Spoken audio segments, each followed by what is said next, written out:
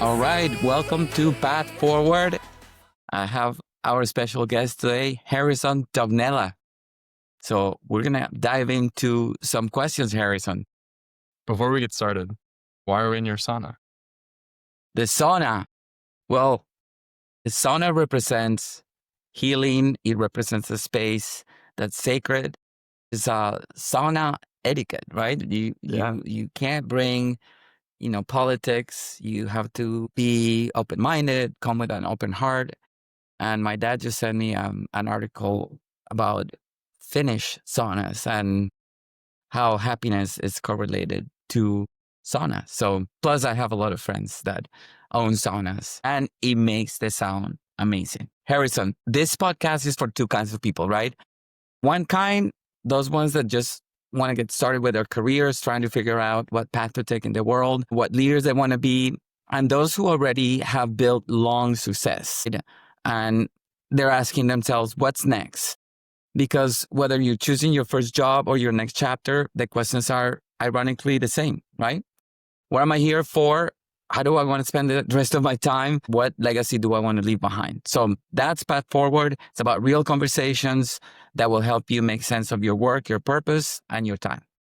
So today, we're joined by Harrison Tognela, a data-driven program leader whose career blends analytics, curiosity, and purpose. You graduated summa cum laude from Baylor University. Bears? Go Bears. Go Bears. With a degree in data science and a minor in business administration, earning Baylor's top informatics student and outstanding data science scholars award. Since then, you worked at Walmart, Tesla, Amazon, where you led the data analytics programs that have transformed how millions of customers shop, right? Okay, let's dive into some questions, Harrison. Where were you born and raised? Raleigh, North Carolina. And then it's my childhood. So I was born in Raleigh, moved to Charlotte, and then to Houston, and then Seattle, Washington, and then back to Charlotte, and then Austin, Texas since 2016. Okay. How come you go back to Buffalo? Back to Buffalo? Yeah. So my dad is from Buffalo, New York. Okay. He's a huge Buffalo Bills fan, and we make it a point every year to go and spend some time there, see a Buffalo Bills game, and just kind of escape from all the busyness that comes with Austin. That's great. Hi to all the Buffalo Bills fans. I have a network of Buffalo Bill fans and Packers fans. Those two are like... So what kind of kid were you? Who shaped how you saw work or creativity? Yeah. Ever since I was about 4, I had a strong passion and desire for soccer, and that carried forward all the way to going soccer. Before I was at Baylor, I played Division I soccer at the University of Massachusetts. And from a very young age, as I said, since I was 4, I was playing soccer. And about at the age of 10, it was something that started to excel, particularly within Seattle. So there was a state tournament, and there I had a really strong passion I was the number 1 player of the state during that tournament. And then I started to recognize that I could take this a little bit further and train a little bit harder to keep going a little bit further. And then I was fortunate enough to be able to go from 10 and finding that strong desire and passion and bringing it all the way up to playing a year of college soccer, which was a true blessing.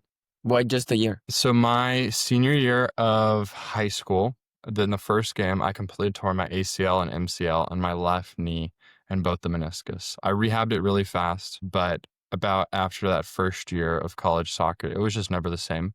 And at the same time, during that spring semester, COVID happened.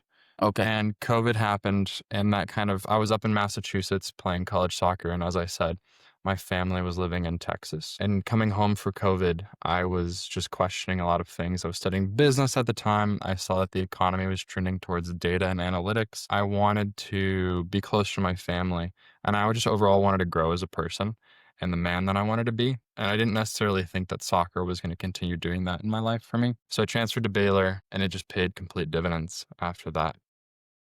Well, cheers to that. I brought you some cold brew. Let me give it to you. Perfect. I know you like cold brew. Yes, please. These are on my Austin FC Yeti cups. Let's go. Well, so we have a lot in common, even though we come from two different worlds completely. Love soccer. We're both on the ACL club. Some of you that have torn your ACLs, you know what it goes by. But I love to also talk a little bit about the commonalities of two people from two different worlds and two different decades.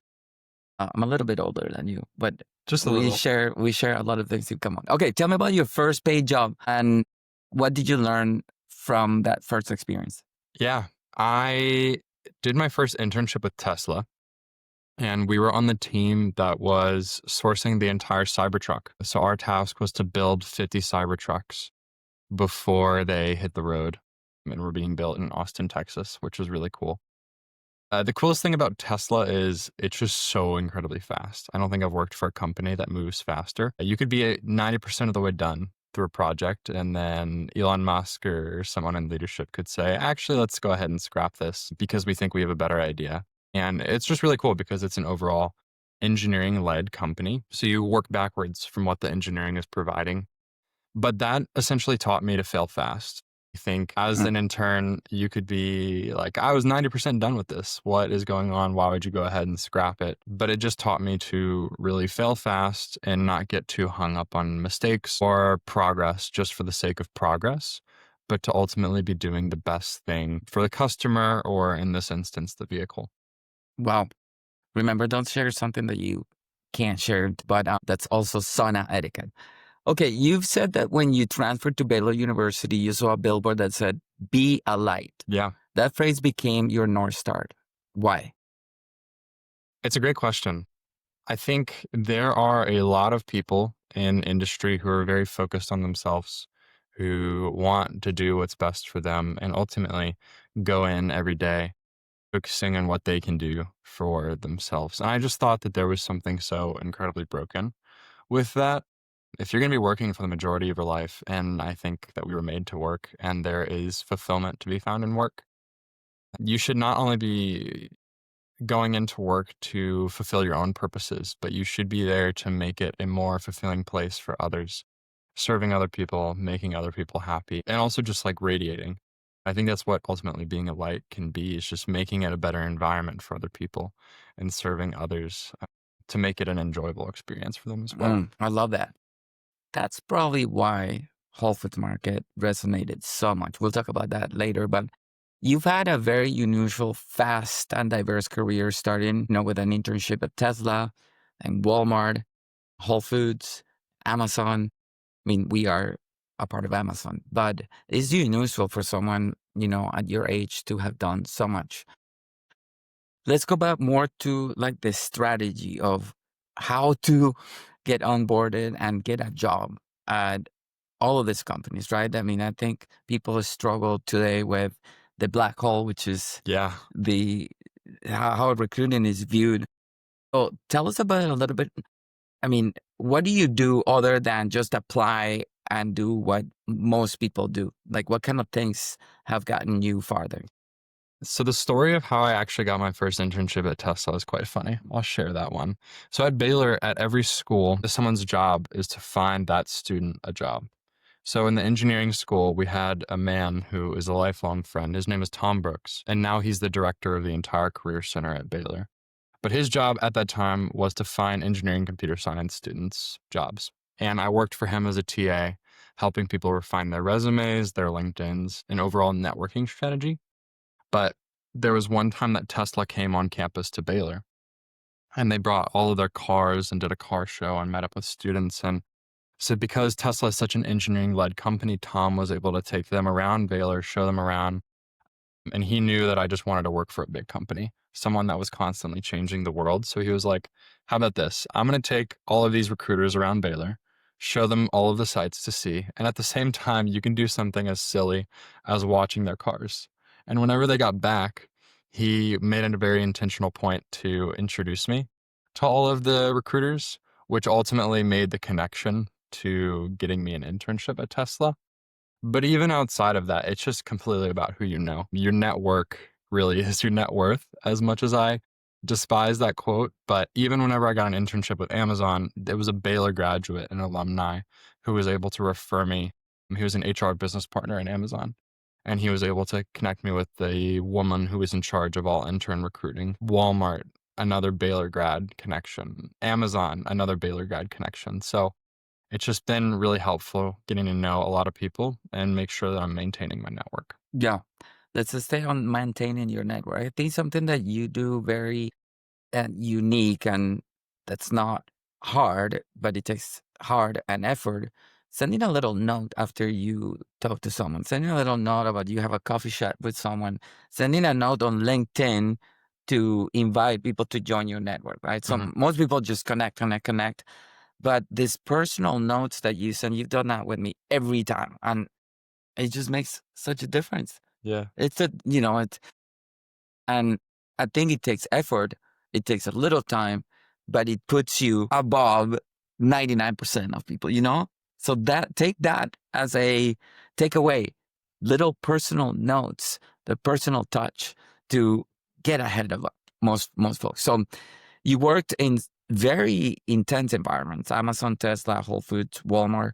How do you personally manage and focus your energy in that kind of pace?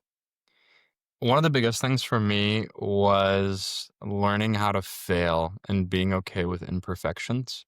Uh, Graduating college summa cum laude, so that is a 3.95 GPA out of 4 and above. And so I essentially only got 2 Bs in college. The rest were all Yeah. As. And I would even go to the point of sometimes I would get 100, 103. I got 103 in calculus too. So I never really dropped a point in that class, and I was always aiming for perfection. But what I had to teach myself really early on, something that I still am learning today, is dealing with imperfections, dealing with change. And that what has been the biggest challenge of going into industry in school, you have a project, a assignment where there is perfection per se. But whenever you move into industry, things can change so rapidly. And you have to be willing and excited to change when things change as well, instead of just sulking on, I was going one way and I wanted to keep going that one way. But you have to be able to change. Yeah, let's also stay there. Very important lesson. Like you, I was also a very good student in school, and there's a strategy to get good grades. Yeah. There's a difference between, acquiring knowledge and getting good grades. You can do both, but in life, it is absolutely impossible to knock everything out of the park. And I mean, to be really, really good at everything, Yeah. right? It's like saying that Messi can be the best tennis player, the best swimmer, the best public speaker. He is the best soccer player. Sorry, I'm using soccer as an analogy. So in school, I think that their reward is to get good grades, and the best students get rewarded. At work, as you said, change, imperfections, and the curves in how work is perceived every day is very different. So how do you take care of your body and your mind? I am a big fan of running. Austin has taught me that. Austin has a huge running community. You and I have even ran a bunch on Friday mornings, and that's been something that has been really fun. And then equally as much, I've been really into taking care of my body and what I'm putting into my body. So my girlfriend and I, we do right now no added sugars and no alcohol, kind of maintaining that gut health.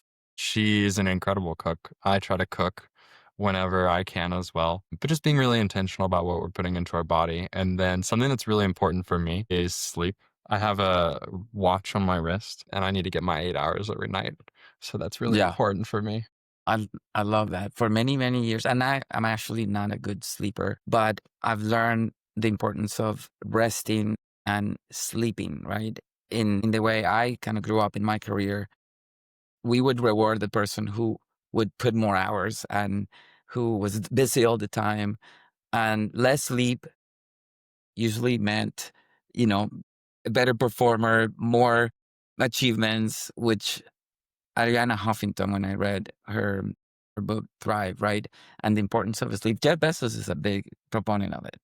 So please sleep.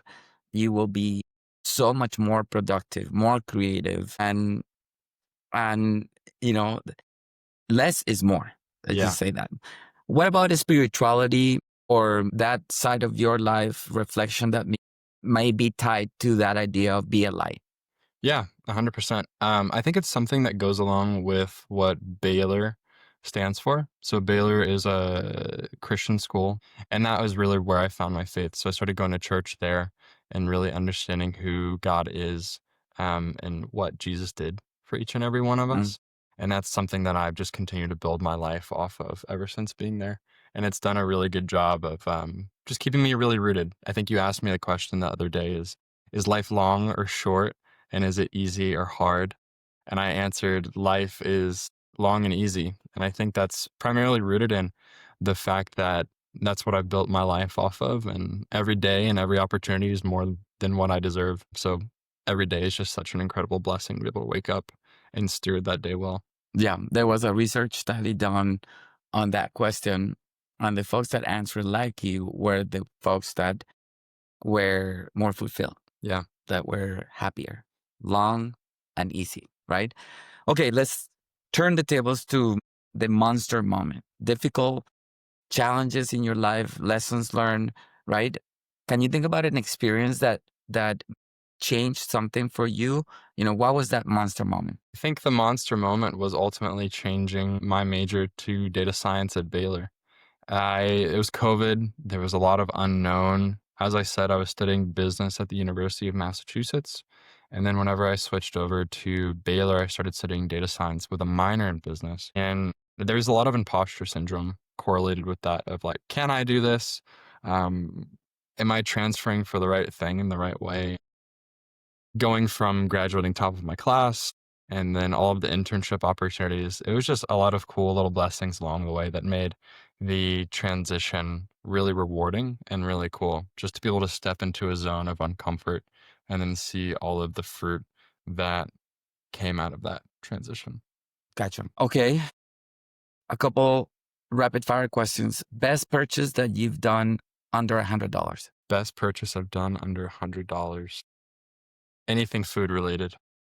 I love all day pizza in Austin, Texas. So All day pizza. anytime I go there, Okay. What about under $1,000? my Garmin. Yes, it's got a little light It's too got a that little flashlight, Garmin Phoenix. help us on the run. Great, great example. What about under 10,000? Under 10,000?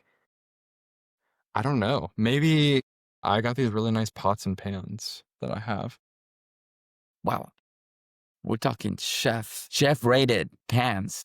Yeah, for me, it's this sauna, because of what it represents, the healing, and what I have gotten out of it. The joy of it. I actually don't have a car. I have an electric bike, which is another That is a cool purchase. cool purchase. Yeah. All right. Do you have any pet peeves? Pet peeves? Not particularly. Maybe it's kind of niche, but people chewing with their mouth open. But that is incredibly niche. Yeah, yeah, especially when you are on video. What does happiness mean to you, Harrison? Serving other people, making other people's lives better, having an interaction and leaving them better than I found them and meeting them where they're at. What about joy? And maybe you can, in your mind, what the difference between happiness and joy is. What gives you genuine joy? I think happiness is a feeling that you get whenever you are doing something. Joy is, I think, what you're building your life off of. So happiness, making other people's lives better. Joy, my life being made better because of what I believe in spiritually and just the way that I live my everyday routine. When do you feel most fulfilled? Whenever I'm working on hard things and also making that hard thing easier for other people. I think I love working with individuals and solving hard problems, but at the same time, getting other people to work and be aligned on those hard problems is a very unique skill set. So I love the ambiguity that comes with that and working towards one common goal with a lot of different people. I love that. Okay, let's switch gears to things that you've learned recently through a book, to a podcast, a documentary. What book was it? What podcast was it? And how did it change your perspective? There is I forget his name, but he's the guy who wrote The Lord of the Rings, and he wrote all of the books around the time of World War One. I could be World War Two, but essentially, he was in England living at the time. There was a lot of uncertainty about the country getting invaded, about his own life, so on and so forth. And at that time, he was also writing The Lord of the Rings, which Mhm. ultimately is one of the most popular books, movies today.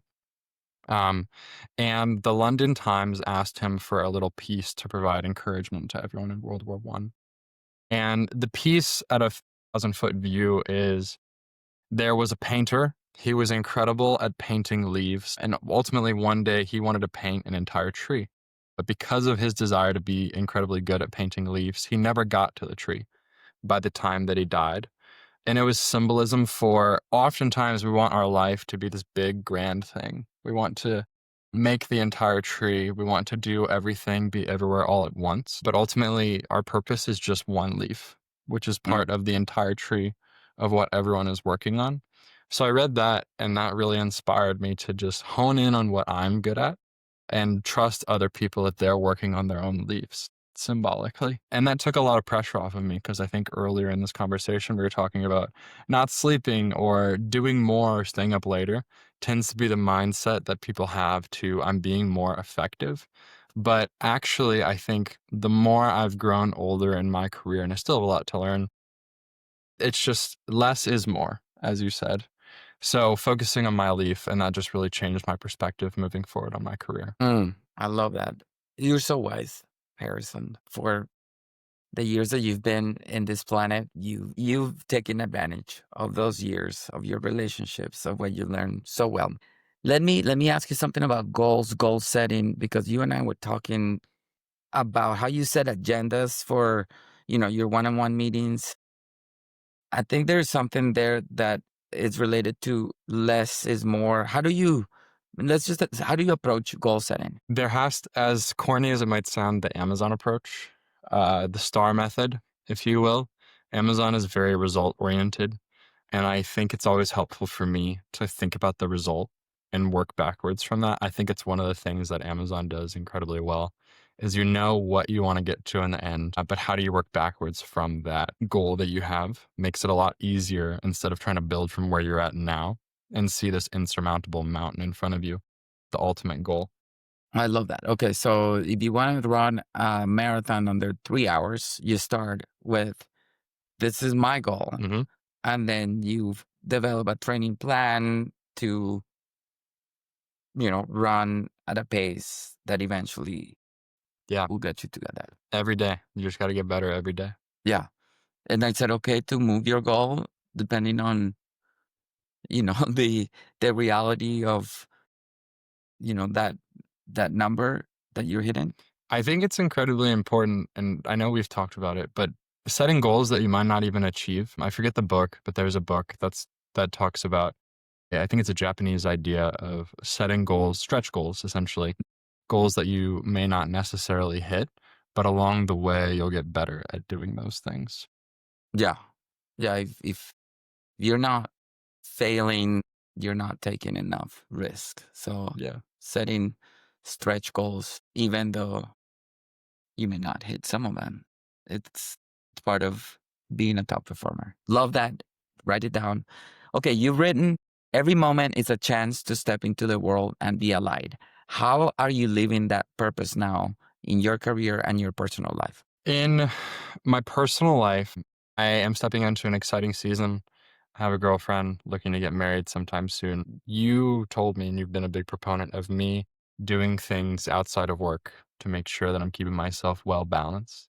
And she's just been such an incredible part of keeping me balanced, keeping me rooted in what's really important. Because the best thing that I could ever do is just be a good boyfriend, fiance, husband to her. And that really carries into how happy I am at work.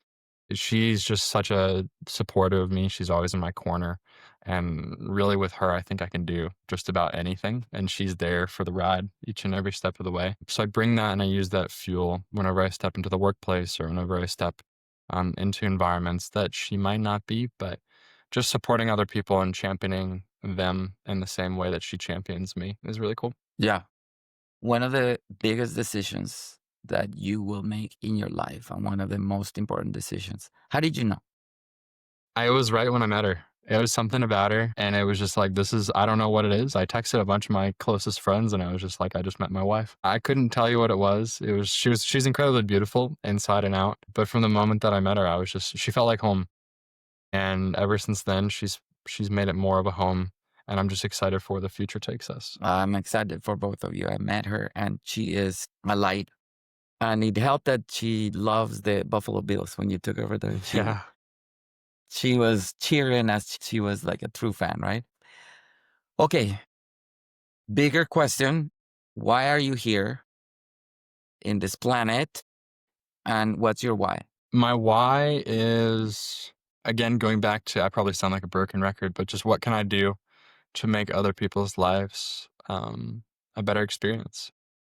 Whether it's one person or 100 or 1,000, just being grateful for every interaction that I have to leave people better than I found them, and make it an incredible experience for them to work or talk or interact with me any way possible.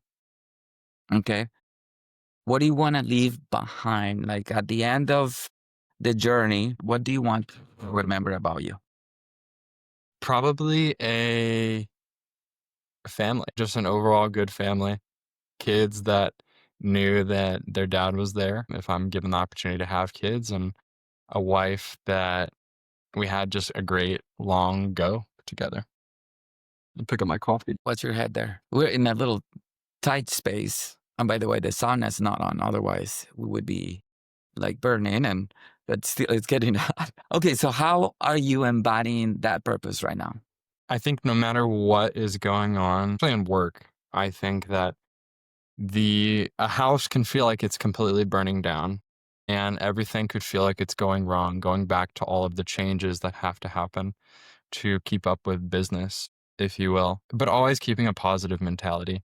And as I'm stepping out of my role at Walmart or at Whole Foods, there is the constant feedback of, you've always been so incredibly positive, and it's been such an incredible experience to work with you. Because I've been fortunate enough to be able to work on very complex things that Amazon Grocery is working on, but always maintaining that positive mentality, even when things feel like the house is completely burnt to the ground, keeping that joy inside of you and making it a positive experience for yourself and others around you is really contagious. And it makes the experience a lot better, not only for yourself, but for everyone else that you're working with. Yeah, and your level of emotional intelligence is so high, right? And emotional intelligence has to do with three things. One, integrity. For me, there's no black or white. You're always doing the right thing, right? Yeah. Committed to something bigger than yourself. You always kind of attach yourself to a purpose, to something that is bigger, so you stay motivated by that. And then humbleness, right? I mean, when I look at your career and everything you've done, where you played soccer, the companies that you've joined, you still are so humble about all of it. And that's what people love about you because you don't put this barrier that prevents people from, working with you, asking you, learning from you. And you're always very curious. Okay. How old were you when you got that first job at Tesla?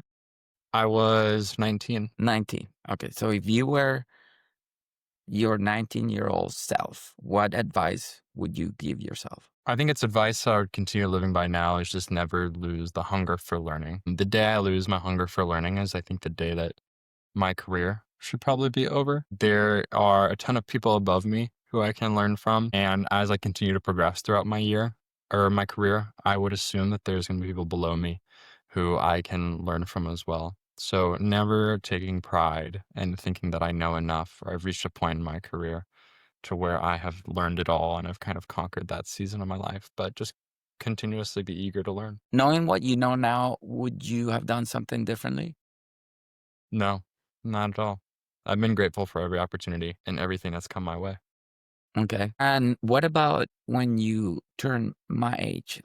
We're talking closer to 50s. 35? What advice would you give someone like me? I would want to look back and be grateful for the journey.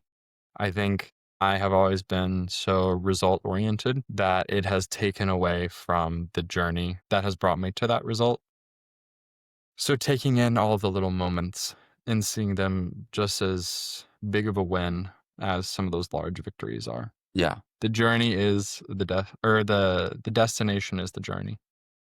Yeah. You're listening. I love that. And that's another attribute that you bring. You are a good good listener. Okay. Who do you admire? My dad. Why? My dad has worked for Microsoft for almost 25 years, and I see people at Amazon on Phone Tool that might have almost the same tenure, and I think that that person is a dinosaur. But he just works so incredibly hard. He always has a passion for what he's doing, and he's always so eager to learn, make it a better experience for people that he's working with. He works in sales, and most importantly, he is just probably the most selfless person that I know. He works incredibly hard for my mom. They've been married for 30 years, and it's just me and my brother. But he would do just about anything for me and my brother. Whenever we lived in Seattle, he was the chief of staff for the COO at Microsoft. Every year, Microsoft would do this big event that my dad got to put together. And one year, Bon Jovi was playing. And Cool. my dad loves Bon Jovi. But I had a soccer tournament that weekend. And instead of going to see Bon Jovi and probably getting to meet them with the COO and all of the fun festivities and perks that would come with that, he flew home to watch me play in a soccer tournament. And that was just such a pivotal memory in my life because my dad was always there and he showed up for me. Love that. I used to ask this question when I interviewed executives when I was a consultant, and a lot of people admire celebrities, public figures, right? Or someone that have written a great book, and that's okay. But the best executives that I've interviewed always admired someone that was close to them, right? Someone in your family, a professor, one of your kids, because you have access to that person all the Yeah. time. And the attributes that you learn and how you interact with that person is very different than a celebrity. Not saying that you can't admire folks that have done great things, but you should look into your circle to find mentors, to find someone that you can look up to. Anything else that you'd like to share with folks? No. Thank you for always being such an incredible mentor in my life. I love it, man. And we will always, always be friends, no matter Always. where it takes us. Exactly. And likewise, thank you for always being such an energetic person that inspires me. You inspire me. And this is why I love what I do, because I get to work with people like you. I get to learn and share this guidance and knowledge. This is, I think, going to help folks that may be in your shoes, may want to do similar things as you have. So